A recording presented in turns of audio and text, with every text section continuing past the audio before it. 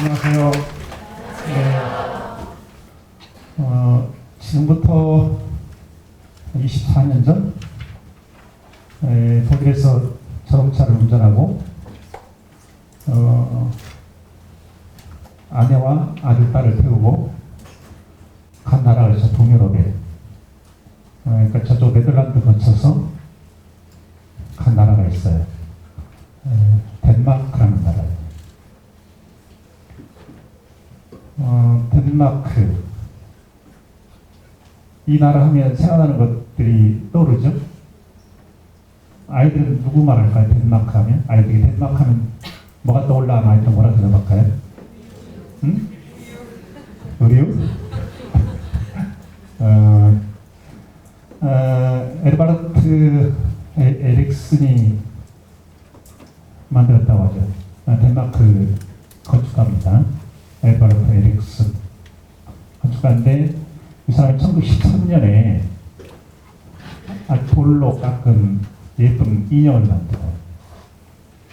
이렇게 바닷가에 이렇게 세워놓거든요. 근데 거기 가려면 약간 물에 젖어가지고 이렇게 다가가야 돼요. 그래야 거기 갈 수가 있거든요. 그때 우리 집 아이들이 거기까지 가고 싶다는 거예요.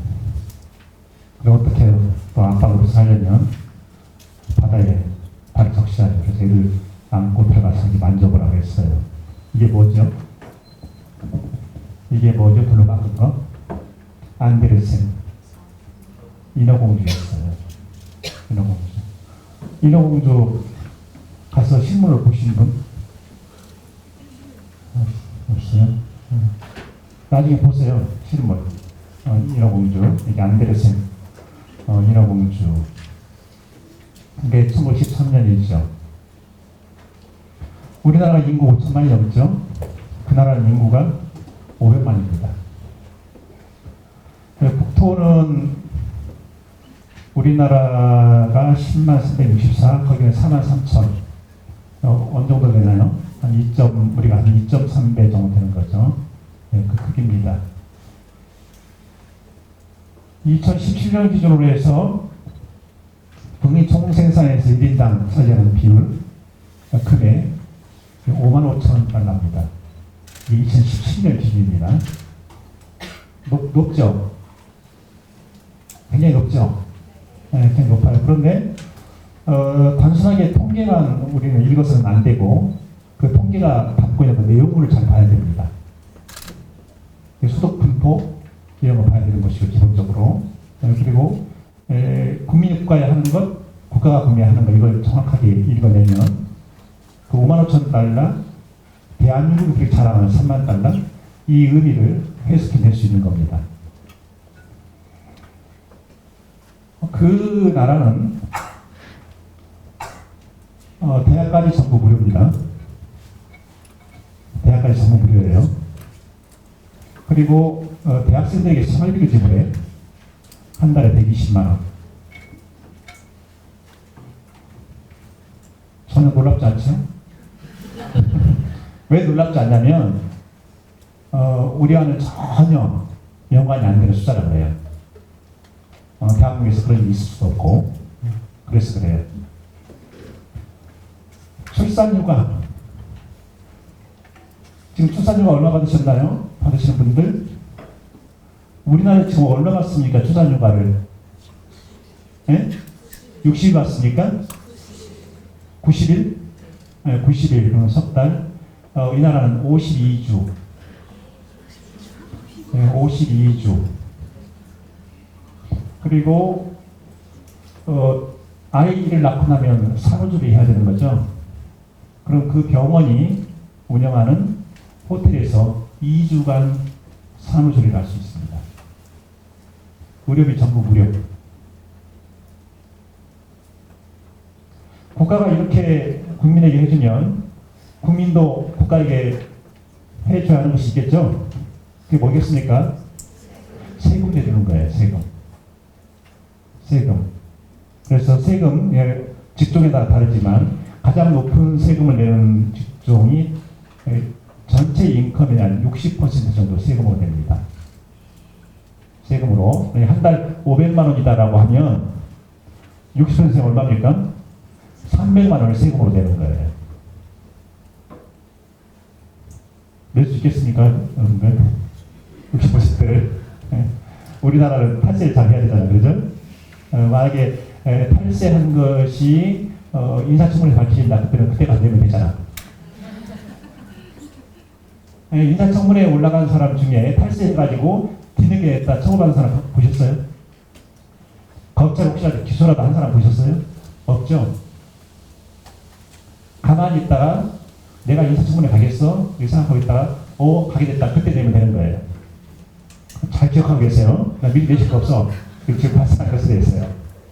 얼마나 여유로운 나라입니까, 대한민국이. 관대한 나라. 이 나라는 이렇게 되어 있어요. 자, 덴마크 하면 떠오르는 것도 여러 가지가 있죠. 우리나라에서 어느 전직 대통령이 대통령이 일하면서 많이 모았나? 외국에 나가서요. 외국인 몇백 명 이렇게 모아놓고 자기가 이제 대통령 시절에 이렇게 교제했던 사람들이겠죠. 외국인들 모아놓고 식사 대접을 한 적이 있어요. 혹시 기억하세요? 1인당 얼마였는지? 그때 식사료 1인당 400만 원. 이제 놀라시네. 이제 우리 이야기 하니까 놀라죠. 우리 이야기 하니까. 1인당 400만 원. 그 돈 어디서 났을까? 근데 덴마크에도 아주 유명한 레스토랑이 있다고 그래요. 그 레스토랑은 못 가봤어요. 덴마크 가봤는데 그 레스토랑 못 가봤어요. 먹을 수도 없지 뭐. 거기는 1인당 워낙에 비싼 금액이에요. 50만 원. 한 끼 50만 원이에요. 그런데 그것도 3개월 전에 이야기가 끝난대요. 50만 원. 가장 비싼 거 얼마짜리 얼마 먹으셨어요? 가장 비싼 거 5만 원. 네, 그렇대요. 그런데 이렇게 한다는 거예요. 돼지고기 좋아하세요? 돼지고기. 데니시 크라운이라고 들어보셨어요? 덴마크 돼지고기. 덴마크 돼지고기. 그게 세계에서 가장 맛있는 돼지고기래요. 아시겠죠? 데니시 크라운. 크라운이 왕. 실제로 유럽에서 크고 있는 돼지를 보면요, 참 행복하겠다는 생각이 들어요. 걔는 진짜 행복한가 봐, 돼지들이. 그럼 마음에 드는 거거든. 우리에 가둬놓지 않거든. 그리고 지들끼리 막 서로 사이좋게 지내고. 돼지들이 사이좋게 지내는 거 아시죠? 모르세요? 돼지들은 말입니다. 옆집 엄마 돼지가 아프잖아요. 그럼 그 옆집에 있는 엄마 돼지가 그 집에 새끼까지 다 받는데요. 그리고 걔네는 자동적으로 공동 육아를 한대요. 돼지 우습게 보면 안 돼요. 돼지가 굉장히 이제 품격 있게 살아요, 사실은. 그래서 그 데니시 크라운이 그렇게 맛있대요. 이것도 먹어보지 못했어요. 기억하고 계시다가 나중에 덴마크 가면 데니시 크라운 이렇게 한번 주문해 보세요.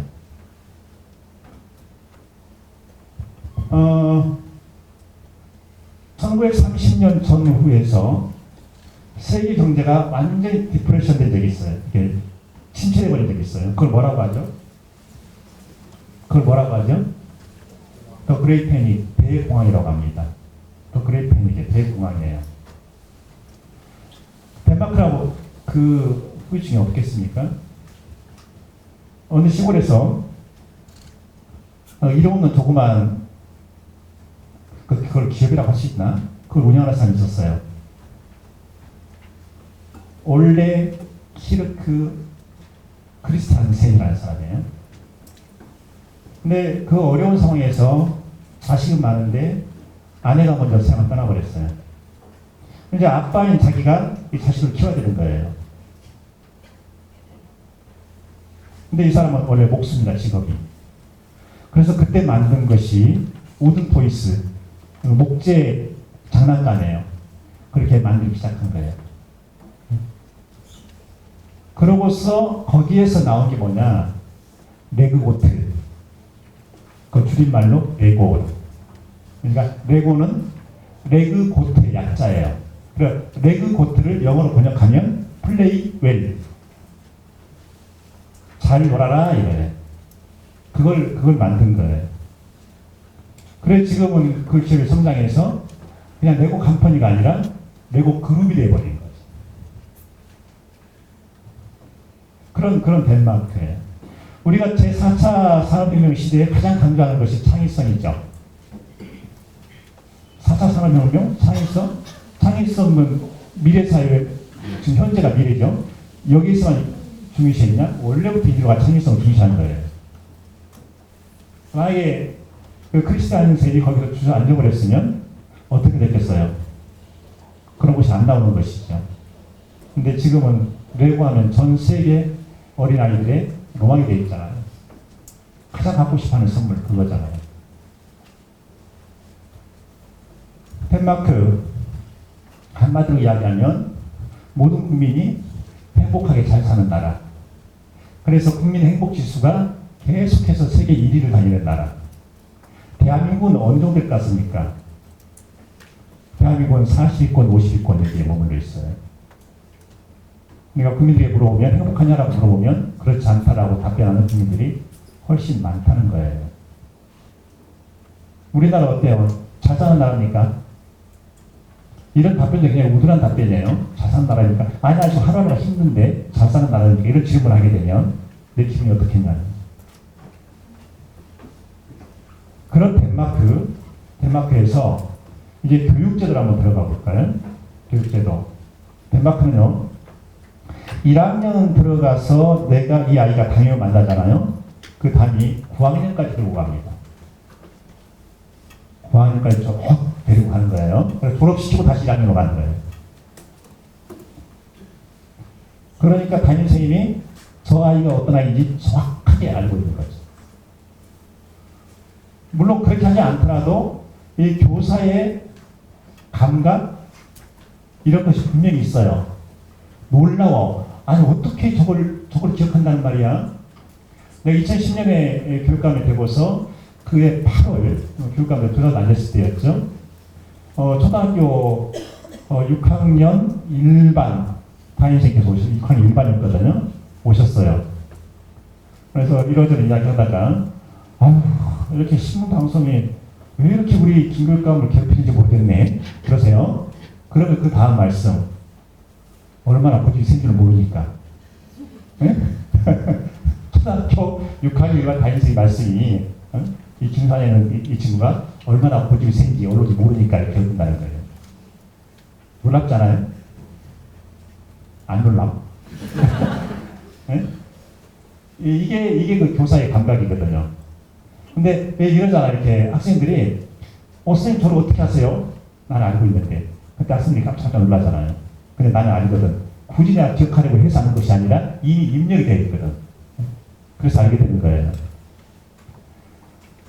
그리고 덴마크에서는 한 담임교사가 9학년에 끌고 가잖아요. 데리고 가잖아요. 그런데 8학년까지는 시험을 치르면 안 돼요.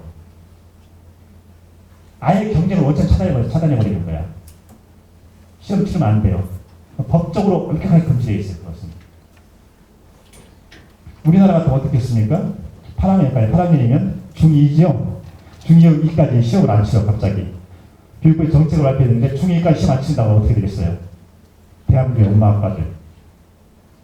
엄마들이 그냥 성찰이라고 하니까 엄마 아빠를 어떻게 했어요? 드디어 아이들이 평화로운 세상에 오는 거라 그러겠어요? 난리 나겠지. 8학년까지 엄청나게 금지되어 있어요. 다만 8학년 후반에 가서 예비시험을 한번 보고 9학년 들어가서 본시험을 치르고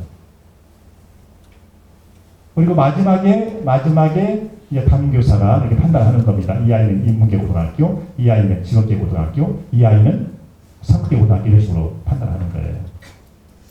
어떨까요? 이 담임교사의 판단에 대해서 학부모의 수용률은 어떨까요? 네, 알겠습니다. 네, 알겠습니다. 왜 이런 답변이 가능할까요? 이 아이는 지금 인문계 가서 뭐 의대 가고 이렇게 할 생각인데 근데 왜 그걸 순수히 받아들일까요? 교사들의 신뢰도입니다. 나보다 내 아이에 대해서 선생님이 더 잘 아시는 신뢰도예요. 그걸 그대로 믿어주는 거예요.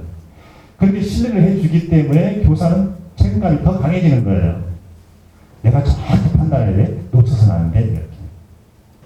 물론 그렇다고 해서 교사가 이렇게 하는 게 좋겠다고 권고하는 것이 구성력을 하는 건 아니에요.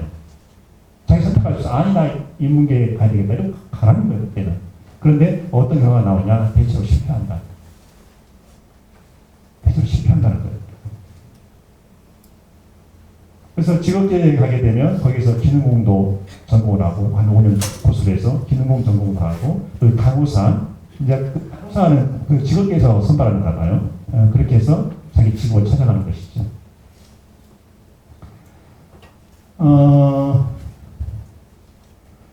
덴마크 교육에 대해서는 우리나라에서도 학부모들이 굉장히 궁금증을 갖나 봐요. 그 8학년까지 시험을 금지하는 나라는 덴마크 말고 들어본 적 없으시죠? 아마 여기가 유일한 것 같아요, 나라가. 덴마크만 8학년까지 금지시키는 건 법적으로. 우리나라 사람들이 굉장히 궁금하죠. 어떤 한국인이 그렇게 물어봤나 봐요. 덴마크 고위공직자 부인인데 이 가정에는 아들만 둘입니다. 근데 이 부인이 이렇게 말을 하더래요. 내가 아들이 둘인데 큰아이는 이제 고등학교를 졸업하고 1년 쉬면서 몇 달 일본 여행을 다녀왔습니다. 이렇게 말을 하더래요. 어때요? 그리고 둘째 아이는 공부를 좋아하지 않고 뭐 만드는 걸 좋아합니다. 그래서 이 한국인이 그랬다는 거예요. 한국인 여성이 그 엄마한테 그래도 대학은 가야지 않겠습니까? 했더니 걔가 대학 간다고 할까봐 걱정이에요. 공부에 치이 없는 애가 대학 가서 시간 낭비하고 뭐 하겠어요. 적성에 맞는 교육을 받아야죠. 덴마크의 이런 체제를 한번 보세요. 그러니까 덴마크 교육을 본다라고 할 때 대학도 마찬가지 교육을 본다고 할 때 교육만 봐서는 안 되고 교육을 둘러싸고 있는 여건을 다 봐야 되는 겁니다. 그렇죠? 국민과 정부 사이의 관계, 학교와 학부모 사이의 관계, 그리고 이 인간이 살아가는 것에 대해서 이렇게 차별을 두지 않는 것. 덴마크에는 얀센의 법칙이라고 하는 게 있대요. 얀센의 법칙. 거기 주요 내용은 이런 거예요. 네가 특별하다고 생각하지 마. 네가 똑똑하다고 생각하지 마. 네가 다른 사람에 관심 많이 갖고 있다고 생각하지 마. 그러면서 엄마가 자식한테 꼭 강조해서 말하는 게 그거래요. 네가 다른 애들보다 더 나을 것이 없어라고 하신대요. 그리고 또 이런 말. 다른 사람 비웃지 마. 어때요, 교육이? 교육이 학교 안에서, 학교 교실 안에서 이루어지는 게 아니죠? 가정에서부터 이렇게 이루어지는 것이죠? 근데 우리나라는 좀 힘든 게, 교사들이 힘든 게, 저 정도는 집에서 배우고 왔어야지. 나들 어떻게 하라고. 이것까지 나한테 떠넘겨. 이럴 때가 있단 말이에요. 아이들 가르치다 보면. 그런데 어떻게 하겠어요? 한국의 현실 그런 것을. 그것까지 또 안 할 수밖에 없는 거죠. 언젠가는 좋아지겠지 하는 그런 희망을 가지고. 이런 식으로 교육이 그 혼자만 존재하는 것이 아니라 그 주변의 여러 가지 여건과 서로 연계돼서 움직인단 말이에요. 어떻게 세금 60% 됩니까? 그래서. 그런데 그 세금만 내고 나면 나머지는 국가에 해결해 주니까 대학생들에게 한 달에 생활비 120만 원 줘. 해결해 주니까. 그러니까 국민은 그렇게 생각하는 거예요. 내가 국가에 세금을 낸다. 이것은 소셜 인베스트먼트다. 사회적 투자다. 이렇게 본다는 거예요. 투자하면 뭐가 나옵니까? 인베스트먼트 투자라면 뭐가 나오는 겁니까? 프라핏이 나오는, 이윤이 나오는 거예요.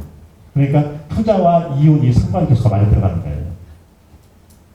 그러니까 거침없이 기꺼이 세금을 내는 거예요. 그 이상의 반대국가가 해주니까. 이런 나라이다 보니까 덴마크는 국민 행복 지수가 계속해서 세계 1위를 갈 수밖에 없다. 그거죠. 신뢰. 어떻습니까? 우리 선생님들, 우리 반 아이들 학부모들은 교사의 날을 정말 신뢰를 해. 힘나지 않겠어요? 그래서 그런 사회가 우리도 되어야 한다는 것이죠. 그래서 오늘은 짧게 덴마크 그 교육을 예로 들면서 이런 것을 언급하는 것은요, 우리나라의 교육이 나아가야 할 방향이 무엇인지 이걸 한번 같이 생각해보자, 그런 뜻을 지금 갖고 있는 겁니다. 그리고 그런 나라와 우리나라 것을 비교해 보면 우리가 어느 위치에 서 있는지 이걸 알 수 있다는 것이죠.